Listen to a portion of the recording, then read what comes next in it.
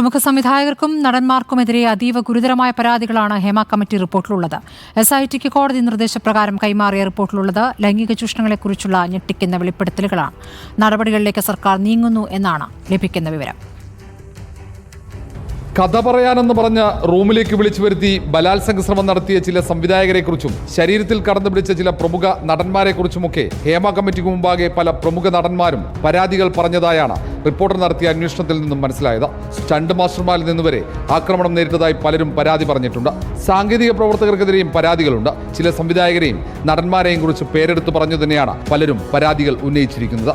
ഇരകളുടെ സ്വകാര്യത ഉറപ്പാക്കണമെന്നതിനാൽ മൊഴികൾ പുറത്തുവിടുന്നതിൽ ഞങ്ങൾ സ്വയം നിയന്ത്രണം പാലിക്കുകയാണ്. എന്നാൽ പരാതികളുടെ വിശദാംശങ്ങൾ ഞെട്ടിക്കുന്നതാണ്. ഹേമ കമ്മിറ്റി റിപ്പോർട്ട് വന്ന ശേഷം പലരും പുറത്തു വിളിച്ചു പറഞ്ഞ ആരോപണങ്ങളെക്കാൾ ഗുരുതരമായ പരാതികളാണ് കമ്മിറ്റിക്ക് മുമ്പാകെ പലരും പറഞ്ഞിട്ടുള്ളത്.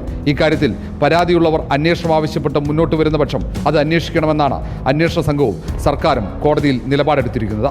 എന്നാൽ പരാതികളുടെ അടിസ്ഥാനത്തിൽ നിയമനിർമ്മാണം നടത്താൻ സർക്കാർ നിർബന്ധിതമാകുമെന്നാണ് നിയമവിദഗ്ധർ ചൂണ്ടിക്കാട്ടുന്നത്. പരാതികളുടെ സ്വകാര്യത ഉറപ്പാക്കുമ്പോൾ തന്നെ അതിന്റെ ഗുരുതര സ്വഭാവം കണക്കിലെടുത്ത അടിയന്തര നിയമനിർമ്മാണത്തിലേക്ക് സർക്കാർ കടക്കണമെന്നാണ് സിനിമാ മേഖലയിലുള്ളവരുടെയും അഭിപ്രായം.